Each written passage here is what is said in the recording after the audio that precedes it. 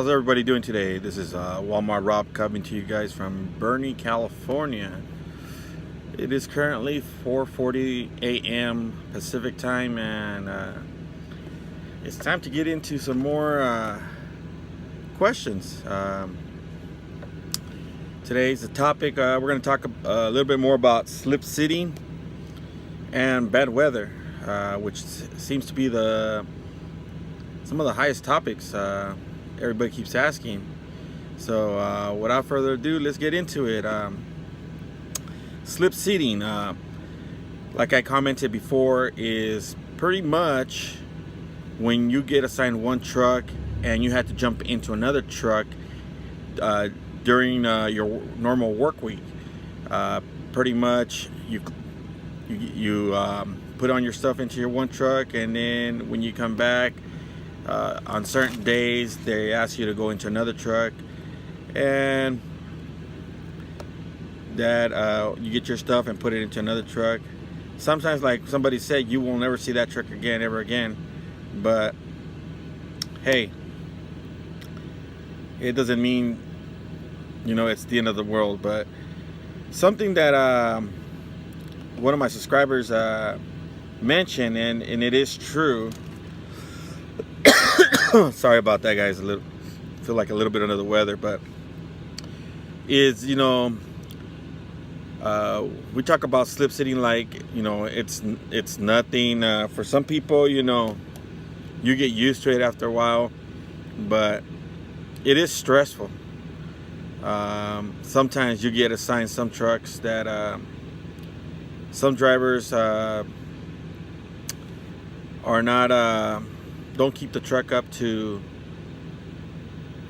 standards, pretty much, leaving the truck dirty. Sometimes you'll find clothing, bedding, stuff, or like in the cupboards, they don't clean them out. That's not the way we want to pick up a truck. Typically the truck has to be completely empty for the next driver. That's how it works. But sometimes it's not really enforced on some drivers, and that's where it becomes stressful. And I do agree with one of our subscribers about that.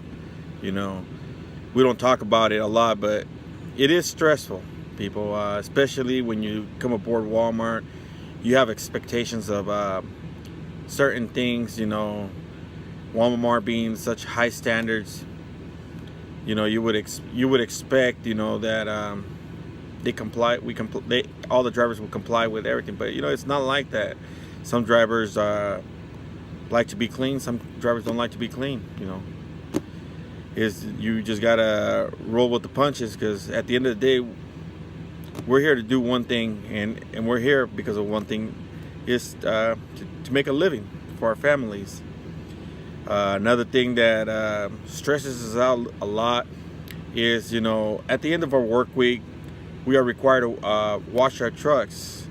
Especially if you're out here in the snow, your truck's going to get filthy. And that, something, that's one of the things that I want to focus on. When we use the trucks, some people don't like to wash them. They just run them through the wash bay and forget, that we have salt and debris under our undercarriage, on our frames, wheels, engine compartment, everything.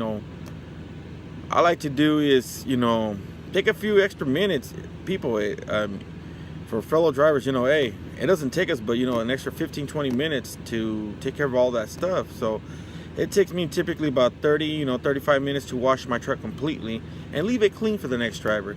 Especially the back wall, we like to make sure that it's washed clean. Hey, these Walmart trucks are new, or some of them are, but still, they're in decent shape. So why not maintain them clean? I mean, we like to stand out from other fleets, so let's do our part. So another topic that I want to get into is the weather. Somebody asked me that if we're forced to drive in bad weather, Let me specify that and clarify that to how I see it. Nobody can force you to drive under bad weather. You're the captain of the ship. One thing is, never refuse a load. If you know that you're gonna hit bad weather, just let them know, hey, I'm gonna get it there as safe as I can. You know, communicate with your dispatch at all times. You know, communication is just the key to everything. But if you feel unsafe to drive in the snow, on ice, you know, hey, don't drive. If you feel like it's unsafe to drive during heavy rainy storms, you know, pull over or let it calm down for a while, and you know, proceed. If you can't make it, just let everybody know, hey, you know something, I can't make it. That way all parties are known. They might ask you to relay that load, or you know, somebody will come and pick that load up that has the hours to do it, you know. You know something is, but don't be afraid to communicate with your dispatch. They're there to help. Just let them know. Sometimes they'll let the store know, hey, your load will be there by this time due to weather. It happens, dude. It happens. I mean, I've had those cases where the load's gonna be late because I can't get over a pass because of the snow or something, even though we chain up and everything. I mean, chaining up is your discretion.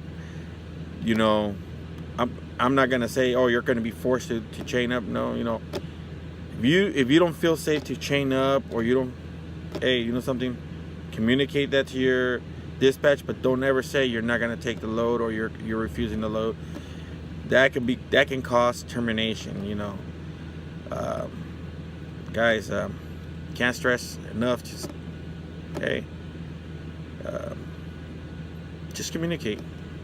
Just communicate. Down the road, we're gonna be talking about overweights from vendors. We're gonna be talking about, you know, procedures on how to get the loads fixed and who to communicate with. So stay tuned for those videos. We'll probably try to make one towards the end of the week. Sorry guys, I haven't been communicating a whole lot with you guys lately, but I mean, we've been busy, bad weather. Some areas, you know, we can't upload videos because of the reception. So, but we will keep you guys posted on a lot of things. So I want to thank every one of you guys.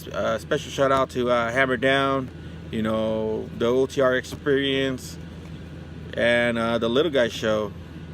You know, and every one of you guys that subscribe to this channel, you know, thank you for your support. For those that are new to this channel, don't forget to subscribe to our channel and hit that notification bell for new videos and new updates. Don't forget to share these videos with other people. You know, if it helped you, it can help somebody else. Again, this is Walmart Rob. Stay in touch.